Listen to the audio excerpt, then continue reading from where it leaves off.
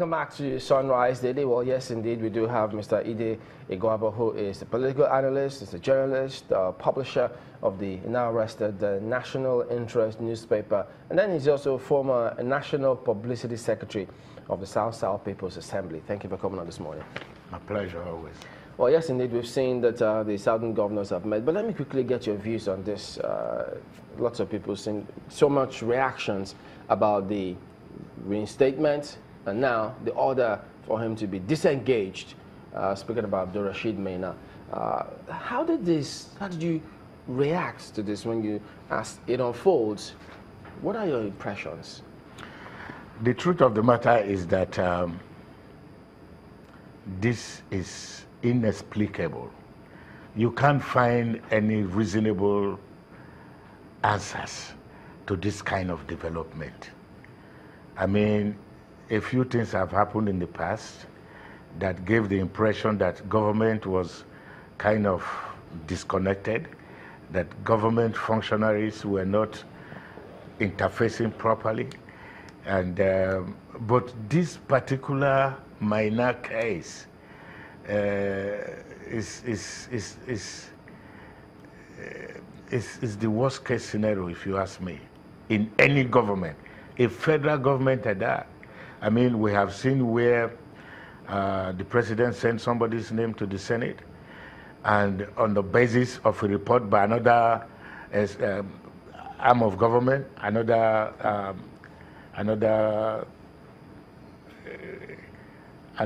organization of government, the Senate says, well, the DSS has said that you are unqualified for this position. And that is still in the cooler. But this is, for me, a very sad day, because I don't know how the EFCC could have declared somebody wanted, how the person could have escaped from the country, and how everybody is quite aware of the scandal that visited that particular matter. And to say that the person is back, reinstated, and promoted is somebody who must pay for this. Well, what do you think is the motive behind his reinstatement? You know, there are too many hidden secrets in this present administration. People say he made a lump sum donation to the campaigns of the president in 2015. People say that he's an untouchable. I mean, from the part of the country that he comes, you could never do wrong. But I beg to disagree. How in our democratic system could this happen? I mean, I'm not even listening to what the PDP is saying. This is something that is outlandish, outrageous. This is something that ought to make even the most hardened cynics recoil and say, how? So now, is it more about this reinstatement, or is it more about the fraud allegations? It's everything about morality, about law, about effectiveness, about governance.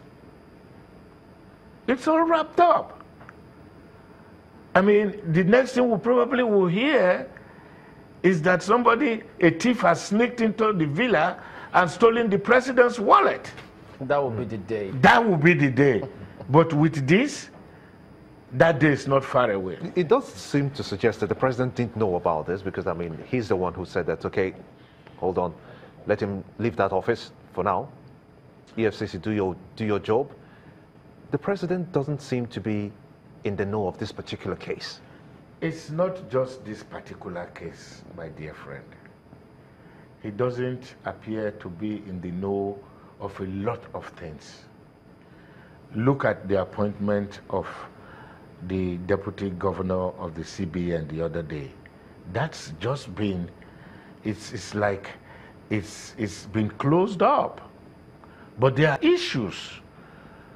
You can't just promote somebody same day from the position of a general manager or whatever to executive director just to qualify that person to become the deputy governor of the central bank. We can do better than this, for goodness sake. Now, the point is, how will the president not be aware that a scandalous case like Maina's has been resolved in Maina's favor? What if they didn't brief him? Because, I mean, we know that... That even makes it more scandalous. Yeah, because there's so many things that he would trust his lieutenants to handle. Chamberlain, let's take your organization, for instance. Yeah. A driver, put it like a driver, as low as a driver, has stolen a vehicle. He's caught by the police and dismissed by this organization. And then, in a couple of months, he's reinstated and promoted head of the drivers division. This is akin to what has happened. But that wide gulf.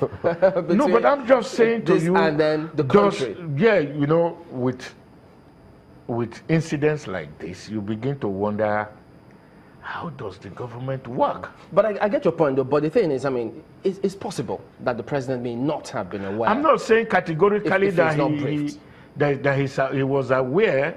But I'm saying that the fact that it didn't come to his table makes it more scandalous. But whose handiwork do you see in this? Like, for instance, there are lots of insinuations that there are cabals, they call them groups, and then they say there are a lot of things that's shrouded in secrecy.